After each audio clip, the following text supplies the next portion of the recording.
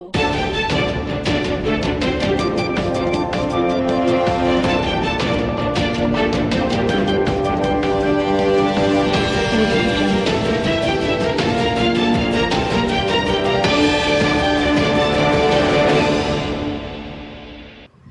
દેશના વડાપ્રધાન શ્રી નરેન્દ્રભાઈ મોદીએ આજે 10મી જૂને ભારતના ચૂંટાયેલા વડાપ્રધાન તરીકે સૌથી લાંબા સમય સુધી વડાપ્રધાનના હોદ્દા ઉપર રહેવાનો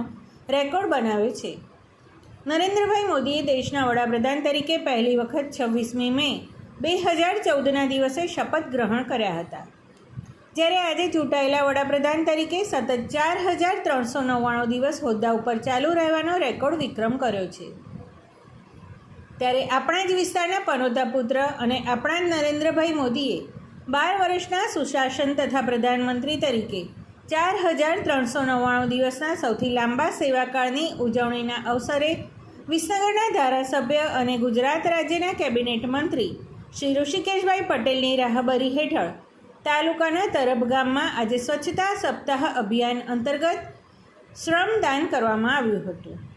જેમાં વડાપ્રધાનશ્રીએ સ્વચ્છ ભારતની ટેક સાથે છેલ્લા 12 વર્ષથી સ્વચ્છતાનો એક સફળ મંત્ર આપ્યો હતો, જેમણે નવા ભારતને આગવી દિશા આપી છે.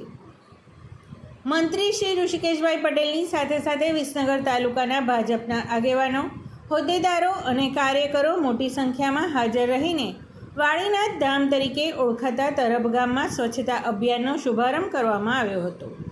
જેમાં સૌ નાગરિકોને એક જ સૂત્ર સુશાસનનો ઉત્સવ સ્વચ્છતાને સંગ સાથે ઉજવણી કરવાની હાકલ કરી હતી. આજના સ્વચ્છતા અભિયાન અંતર્ગત મંત્રીશ્રીની સાથે સાથે સૌ આગેવાનોએ વાળીનાથ ભગવાનના દર્શન કરી આપણા નરેન્દ્રભાઈના દીર્ઘાયુષ અને તંદુરસ્તી સારી રહે તેવી પ્રાર્થના કરી હતી. વિસનગર શહેરના એક ટાવર બજાર પાસેની પારેખપોળમાં આવેલ શ્રી દ્વારકાધીશ પ્રભુજીની હવેલી ખાતે વૈષ્ણવો દ્વારા અધિક માસ દરમિયાન દરરોજ વિવિધ મનોરથોના દર્શનનું આયોજન કરવામાં આવ્યું છે,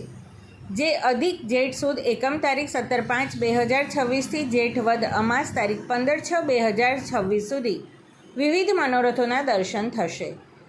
જેને દર્શન કરવા અને સેવાનો લાભ લેવા માટે શહેરના તમામ પ્રભુ ભક્તોના શ્રી દ્વારકાધીશ નિધિ ચેરિટેબલ ટ્રસ્ટ દ્વારા જણાવાયું છે. સમાચાર અને જાહેરાત માટે સંપર્ક કરો